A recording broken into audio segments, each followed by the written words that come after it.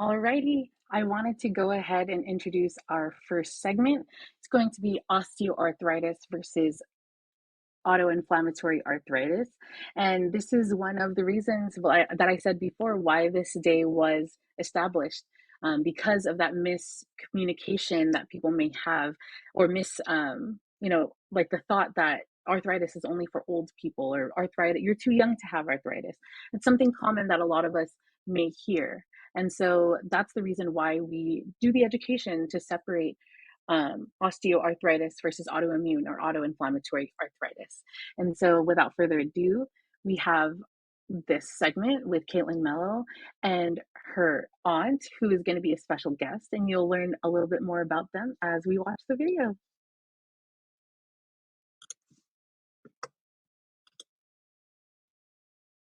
Hello, everybody. Today we are going to be looking at osteoarthritis versus autoinflammatory arthritis.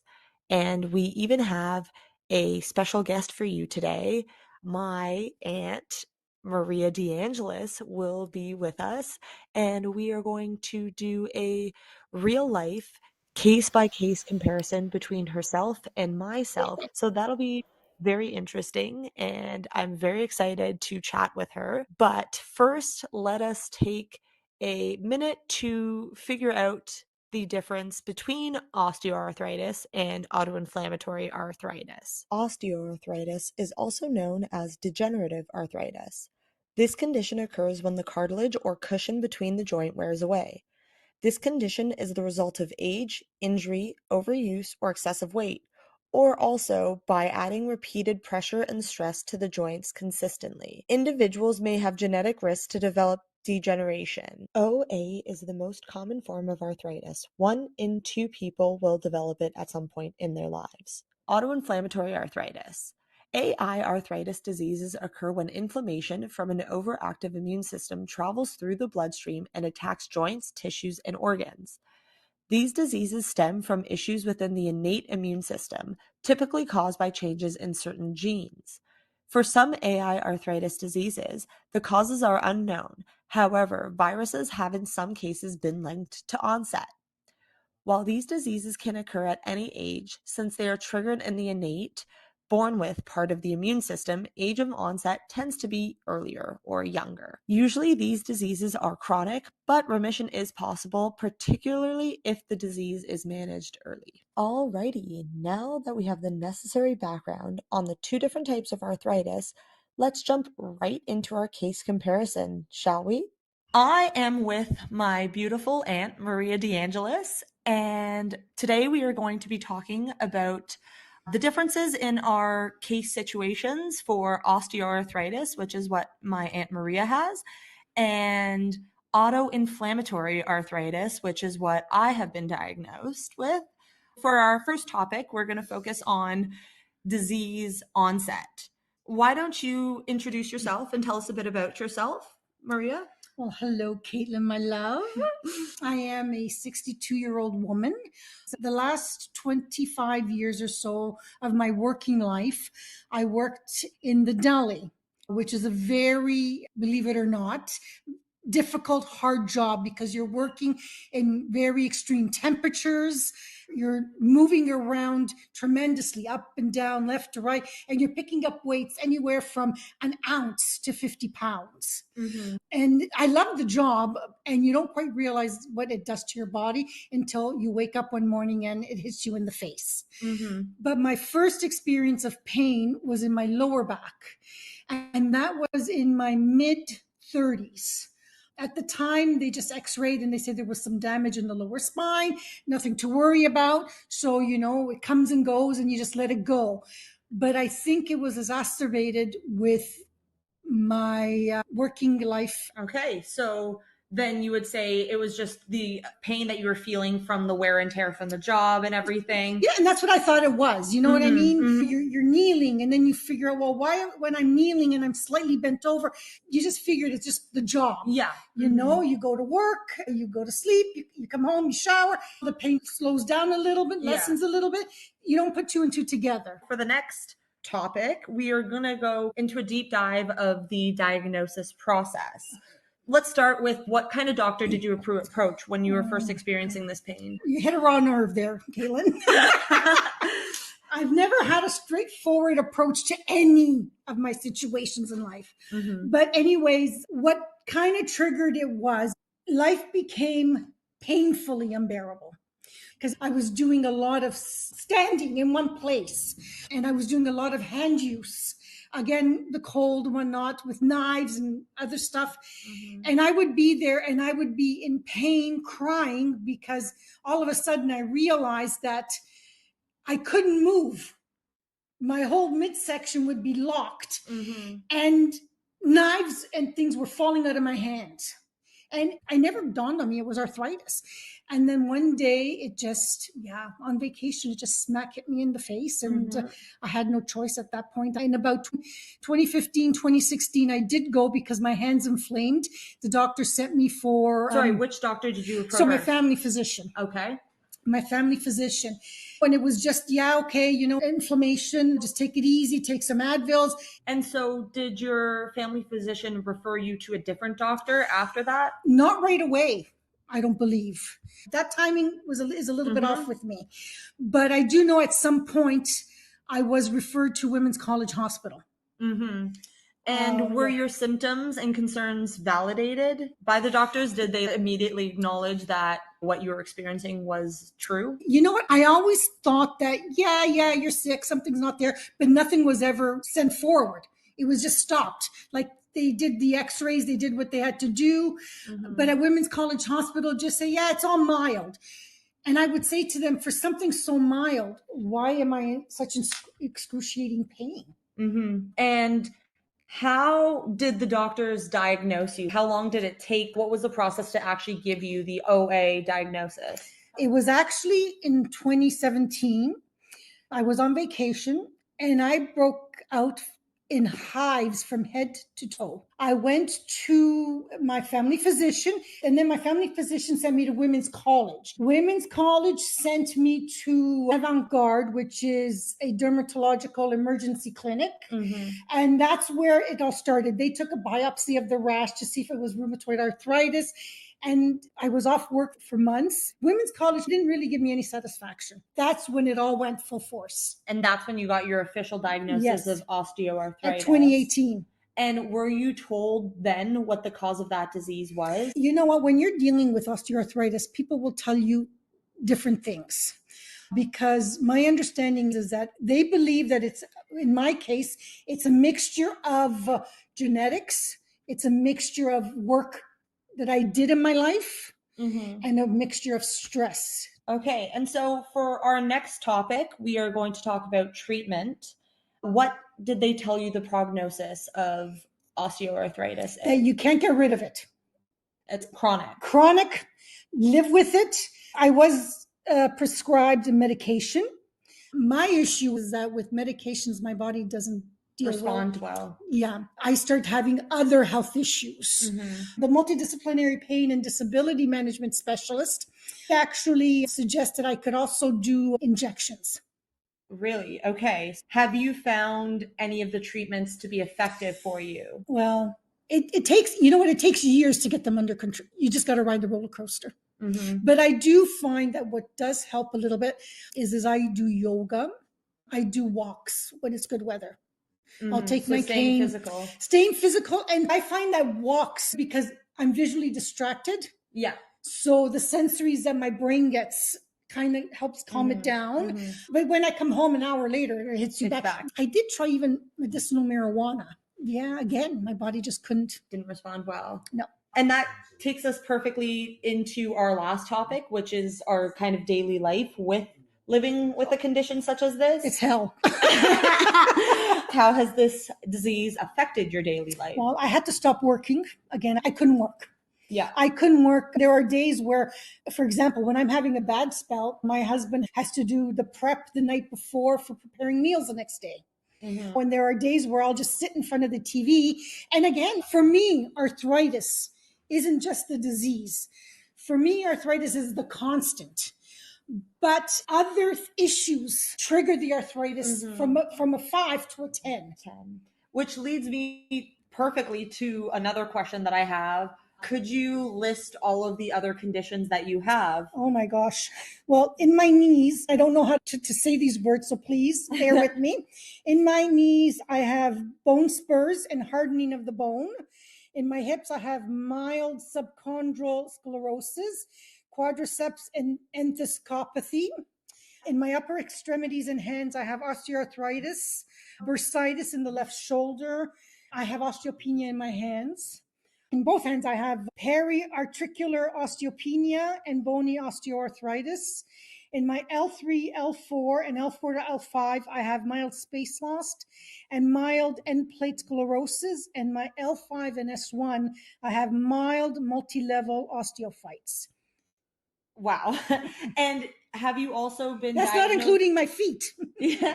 and my ankles. Oh my gosh. Have you also been diagnosed with fibromyalgia? Yes. Did they say that's a complication of OA, or is that unrelated? It's unrelated, actually.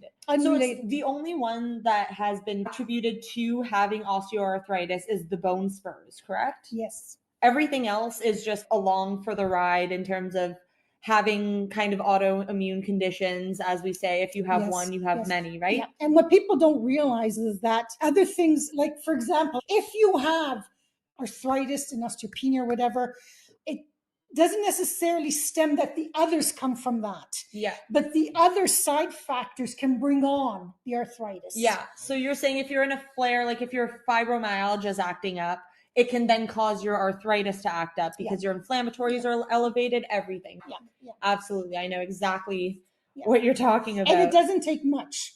I mean, I don't think I have it under control, but I've learned how to live with it, which is another thing. I mean, I was also sent to the Arthritis Society. Mhm. I find that physio, for me in particular, doesn't do much. I did go to the Arthritis Society, but then what happened is COVID hit and I couldn't continue on. What were you doing at that society? Well, Women's College suggested I go, and basically they have workshops where they teach you how to deal and how to live. Coping mechanism. Like, I have a key fob. Oh, like an accessibility aid. I that. see. So it helps with your wrists, right? Exactly. Like on my cane, I put a strap. Because if the cane should fall, I can go down with difficulty, but I have difficulty getting back up. Absolutely. Absolutely. And to wrap this all up, thank you so much. You've been so lovely. The last question I have for you is, what would you say to someone who just received a diagnosis of osteoarthritis? This may sound cruel.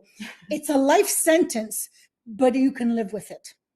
That's well said. Thank you again to my wonderful Aunt Maria for giving us a firsthand account of an experience living with osteoarthritis. It does not sound easy and or pleasant, but she is the strongest person that I know, and she can handle it. Keeping with our auto theme, buckle up because I will be giving you a firsthand account of what it's been like for me living with an autoinflammatory arthritic disease. My disease onset story is quite different. I was 23 years old when I was first diagnosed. I was just starting out a master's program abroad in Scotland. I had just finished a chemistry degree and had always dreamed of doing forensic science, so it seemed like the logical next step. As I started school, my symptoms were all over the place. Insanely high fevers, extreme night sweats, body shaking chills. I just can't even describe how rough the whole experience was. I was throwing up all the time. Before eating, after eating, I was so cold sometimes. I was under the blankets with 5 different layers on. I also had this rash that at times was raised without any itching. They call it the salmon rash. Eventually, all of the symptoms I was experiencing were so persistent that I knew I needed to see a physician. I just basically didn't have a choice. It was either that or honestly waiting a little bit longer and going to the hospital. And so for my diagnosis process, this was very different because I went to my GP at the school who did blood work right on the spot.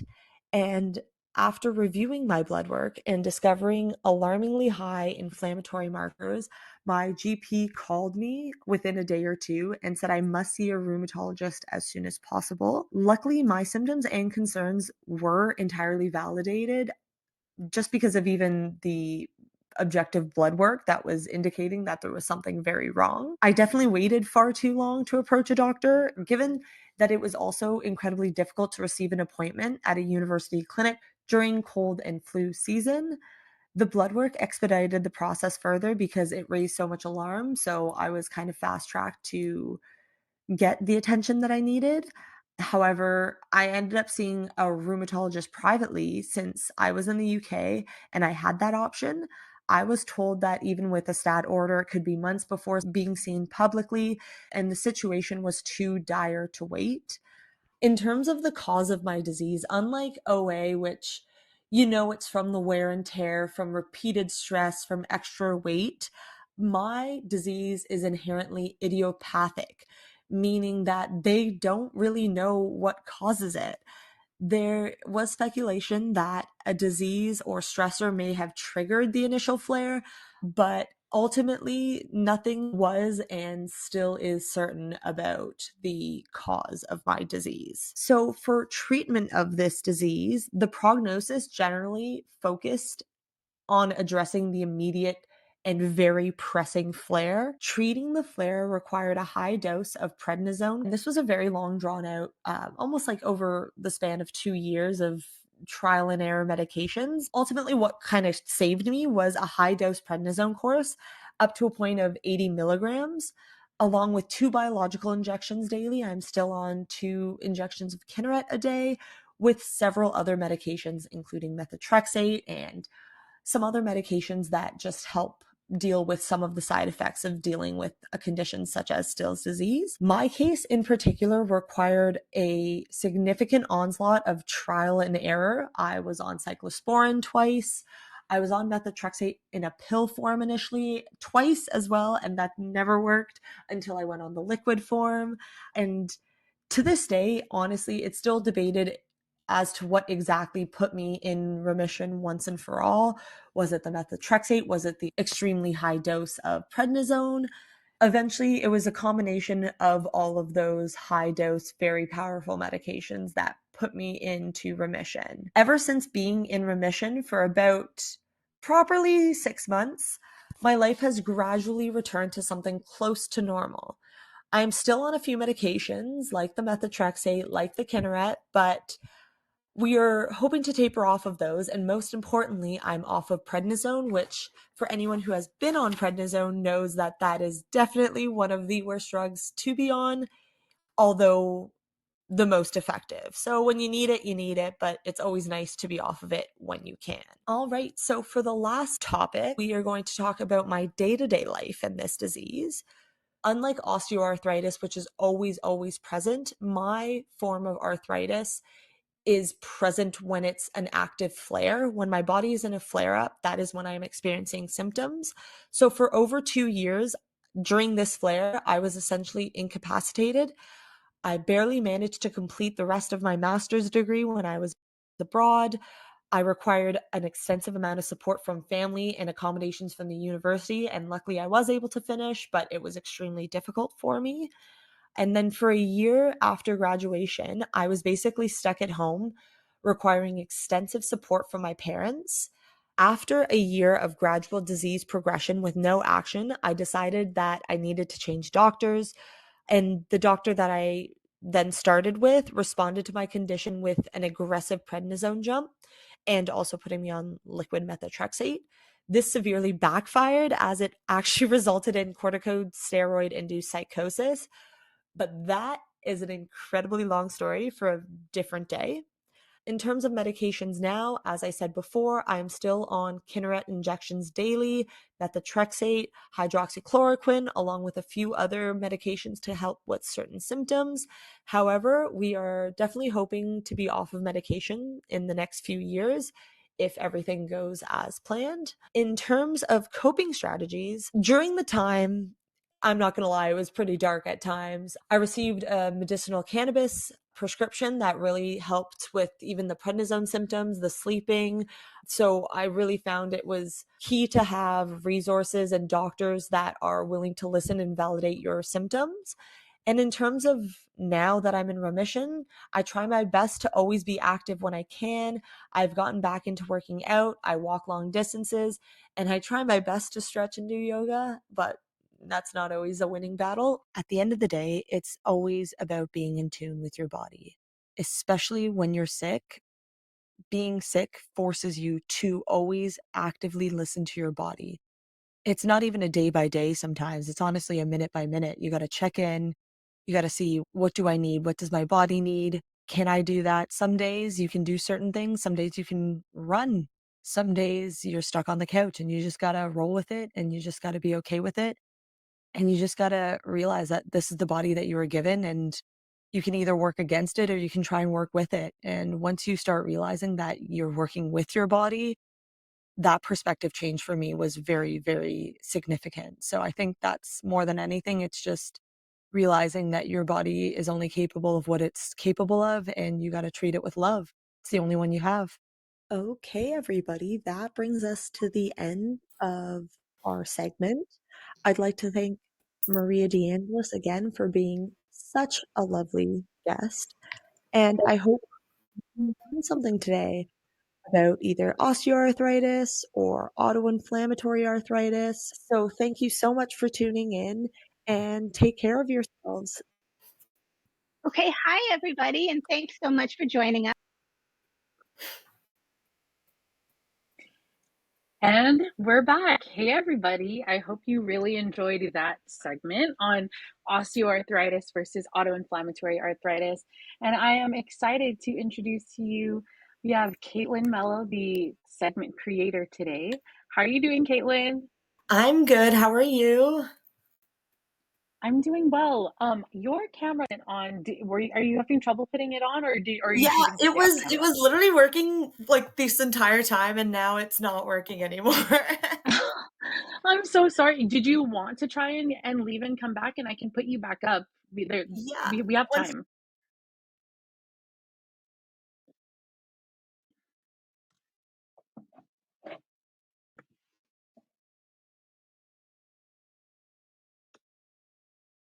Uh-oh. Seems like we're having a little bit of some technical difficulties with Katelyn here.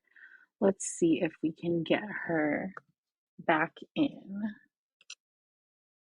Okay. She left and is coming back. So I will go ahead and start looking at the comments here as we wait for her to jump in. Tiffany said, "Yay, Katelyn, great job. Thank you for helping drive awareness and education about these diseases."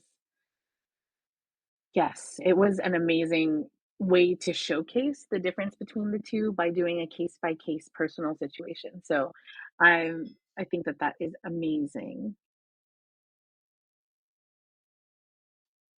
All righty. Let's see. Next comment.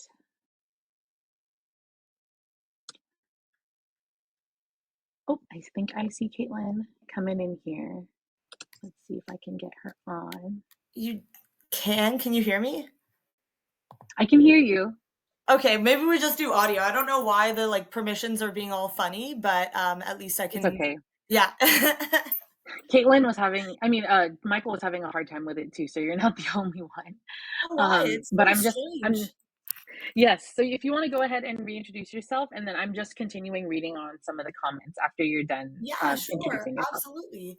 So, as I said in the video, my name's Katelyn Melo. I'm from Toronto, Canada, and I am a survivor of Still's disease. As we know, a lot of these issues are, and these diseases are chronic. So, we'll see kind of what the long term is for me. But as of right now, I'm happy to say that I'm in remission. And yeah, and that was my beautiful aunt, Maria, and she has also struggled with a lot of our symptoms and diseases, but her osteoarthritis has been the main kind of life altering experience that kind of caused her to stop work and everything. So I thought that was a good case to kind of compare to a different type of arthritis, such as my own. Definitely. And so let's continue on reading some of the comments here. So Carrie said, "We don't realize that we're what we're going through is not normal until it's a big one, and you realize, whoa, that is definitely not right. I feel like that's like a universal experience for a lot of the people that have diseases similar to ours, don't you think? Yeah. Oh, absolutely. It's very, very true. You know what? My aunt said a very, very good quote. And it was something along the lines of, it's something constant for us that a lot of other diseases kind of make it present for us in an everyday setting. Like, yes, we have these diseases, but a lot of the time, even stress can kind of trigger these flares.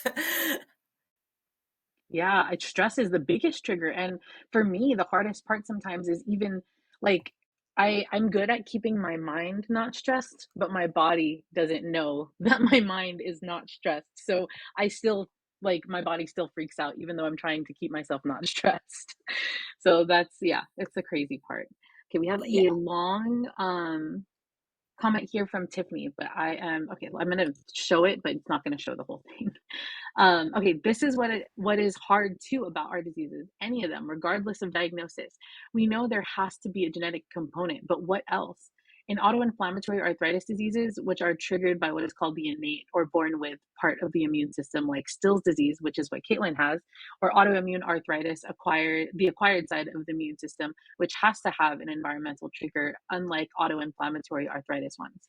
For me, axial spondyloarthritis, which is considered a bridge between autoimmune and autoinflammatory arthritis, both sides onset, and many other diseases are being considered the same too. I know my onset happened due to being severely run down, going through a breakup, finding a new home, living on a friend's couch for a few months, and we found my college roommate or college classroom had black mold in the radiator. Wow. That sounds like a big trigger, Yeah, environmental or not, that's crazy. absolutely. Yeah. Mhm, mhm. We have Caitlin Mello, amazing job, you rock. To download the AiArthritis OA versus AIA book, go Yeah. to this link, scroll to the bottom of the page. I gave you this resource in order to help guide you with this segment. What did you think of that resource and did it help you understand? Oh no. Uh-oh, she dropped in. She dropped out. It's okay. I think oh, there we go. Oh, now she has her camera on. Yeah, I finally got it to work. Sorry, I was playing around with it, so it's good to see everyone. No, you're good. I was just asking what you thought of the OA versus AIA ebook. It was fantastic. I thought it was so well written. It was so informative for such a like small little infographic. Like I pulled all my information for the intro slides from that resource and I honestly, it's almost embarrassing to say as someone with this disease, like I didn't even fully understand like the black and white comparison difference between these diseases until I read that resource because it was just like I said, it was very, very well explained for anyone with any sort of background. That's awesome. I think that like that's the biggest thing is that there's no reason to be embarrassed because when no one provides us with the education. Like that's why we're here is to give Mhm. people and fill in those gaps because yeah, who would have known about the innate versus acquired immune system and what that means and things like that and also with osteoarthritis it all kind of feels the same like it feels very similar to the same things that we're going through so, like, we wouldn't really know the difference between the 2, and Exactly. so Exactly. Like I'm my aunt really said, glad. Mhm. Go ahead. she just kind of said that like it's a part of the job. Like a lot of the times we kind of sleep on it as what you're saying because you think it's part of your life and whatever. And another really pertinent quote that she said was when she was explaining that, like, the doctors just said, "Oh, that's just mild." She was seeking treatment, she was seeking medication support, and they were just like, "Oh, well, it's just mild arthritis." Well, she said, "If this is so mild, then how am I completely incapacitated?" And so many of us struggling with these diseases have such similar experiences that it's kind of sad. Definitely. I think that yeah, like, especially with with our diseases, when you're not in a flare and your blood work is okay, it's like, Yeah. "Well, I don't know why you're experiencing so many symptoms," and it's like, "Well, I am, so I don't know." tell you either. It's a very weird back and forth that happens sometimes. So, Yeah, thank you so much for doing such of an course. amazing job showcasing this specific part of the education that we want to showcase on this day. It's really great to kind of go back to the roots of what AI Arthritis Day is about, and which is really just, giving general awareness, but really showing the difference between osteoarthritis and autoimmune and autoinflammatory arthritis. So, we have just a few seconds, like 1 minute left here before we move on to the next segment. So, if you have anything else that you want to say, promote, thank, anything, you can go ahead. I'd like to thank my aunt for sure for giving her time and effort. It was lovely. And I just want to kind of send positivity out to everyone dealing with any of these. It makes such a difference. I found this community a year ago when you have people who can not only sympathize but really understand. And one thing that I found helped my experience is finding the support that you need, whether that be with family, friends, or organizations such as these. Always, always, always seek support. People are there, people love you. And just this is such a great day to raise education and raise like awareness. And I just think that thank you so much for letting me be a part of this day. This has been such a wonderful like start, and I'm so excited that I had this opportunity. So thank you so much, Layla. Yes, thank you so much for being here, and thank you for, again, plugging that the fact of, that there is a community. I think that's the biggest thing is that we do, invite a lot everybody to come in to volunteer with AI arthritis, and what you do find here is a community of supportive individuals that answer questions, relate to whatever you might be going through during that time. And we don't necessarily call it a support group or anything like that, Yeah, but it's like social support. It's different. Like it's when you're when you are in these diseases, sometimes the social part drops off and you become a little bit more recluse and have issues with, yeah, getting out there to socialize, maybe because of your health. And so, having an online community like AI Arthritis really does help, like even just me as a staff member, but I'm sure for all of the volunteers as well. It's just nice to feel like people understand what you're going through. exactly, exactly. There's strength in numbers for sure. It's wonderful. I'm so happy to have joined this family. It's lovely. Well, thank you so much for being here. You did, plug a little bit at the end of this video that there may be something else coming from you having to do with your prednisone psychosis. So Yeah, we'll be working on that sprinkled it in in there. yeah, the corticosteroids psychosis. So we'll be working on that and hopefully being able to bring a lot more awareness to that subject as well in the future. Well, Absolutely. thank I'm you so so much excited. for being here, Caitlin, and have a great rest of your day. Bye. Have fun.